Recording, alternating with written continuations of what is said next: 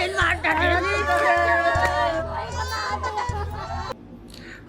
is really a lame government. Really, really shame for all of us.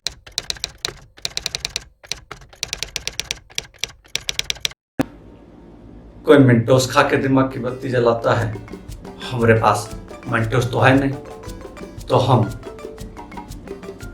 दिमाग की अगरबत्ती जला ली है। ये भगवान का पूजा भी हो जाता है और दिमाग का अगरबत्ती भी जल रही है ना। एकदम innovative idea, full of innovation, out of the box और आउट ऑफ माइंड भी कह लो, है कि नहीं?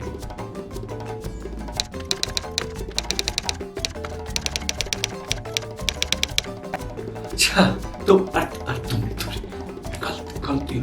गलती हो गई।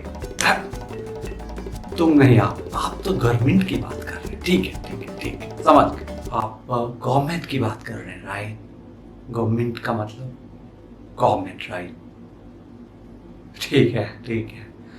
उसकी प्रोनाउंसिएशन थोड़ी सी वैसी ही है ना, इसलिए थोड़ी सी दिक्कत हो रही है मुझे।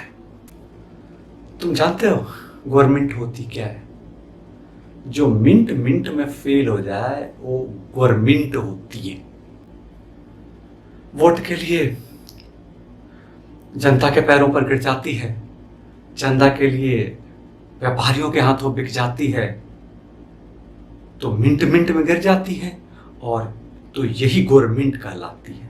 मिंट में जो गिर जाए वो गवर्नमेंट कहलाती है। जब कुछ न दिखे, कुछ न समझ में आए, तो अपने आंखों से भी गिर जाती है। और ट्रम्प बाबा ट्रम्पेट बजावें तो उस पर भी ठुमका लगा लेती है। तो भैया आंख खोल के सुन लो सभी लोग, और 2 मिनट का मौन कई लो जो कहते हैं पप्पू कैन डांस साला, पप्पू कैन डांस साला।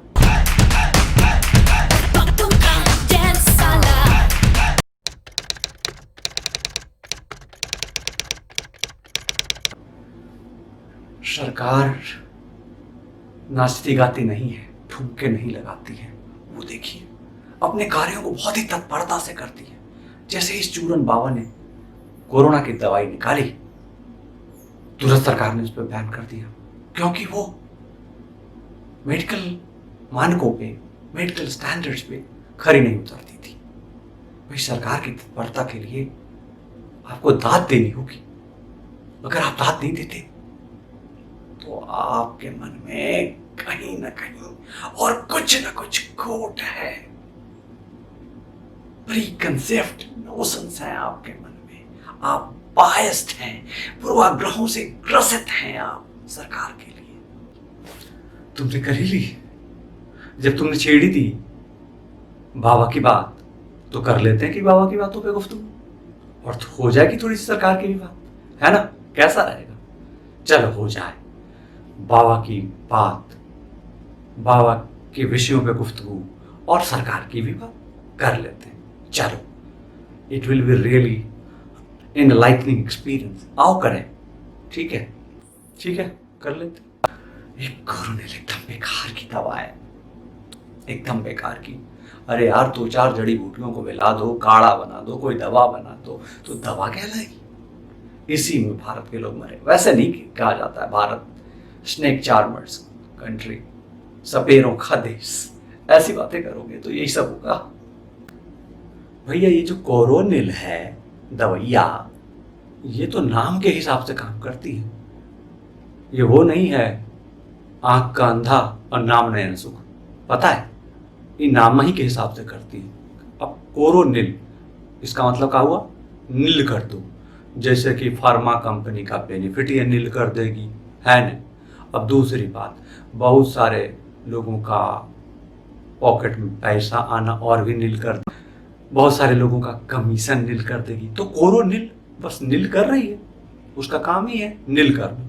अब भाई देखो भाई, उसने कब कहा था कि कोरोना को नील करेंगे? एक कोरोनिल एकदम बेकार की दवा है। अच्छा ये बताओ, कोरोना को कौन सी दवा नील करता है? कोई है दवा जो कोरोना को नील करता हो? है एक दवा है रेमडेसिविर। ये किसकी दवा है? एबोला की। तो अभी तुम एंटीवायरल ड्रग की तरह चला रहे हो, थोड़ा फायदा हो जाए। अरे भैया, सांप काटेगा तो बिच्छू का इलाज करोगे, कर लो। सांप काटने पे बिच्छू का मंत्र पढ़ लो, ठीक हो जाए तो हो जाए, वही है।